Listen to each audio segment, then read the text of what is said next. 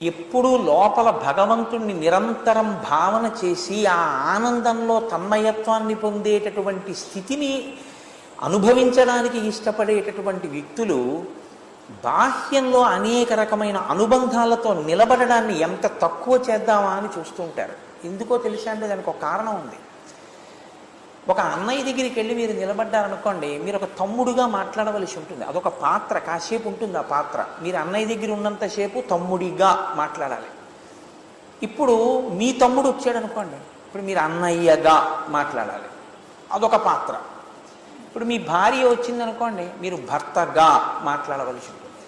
ఇప్పుడు ఈ పాత్రలుగా మారుతున్నది, ఈ మారడాలనేటటువంటివన్నీ ఎందులోంచి వస్తున్నాయో దానిగా తాను ఉండడానికి ఇష్టపడతాడు. అంటే ఇన్ని పాత్రలుగా మనసు మీద ప్రభావం చూపించి తాను మారుతున్నటువంటి స్థితి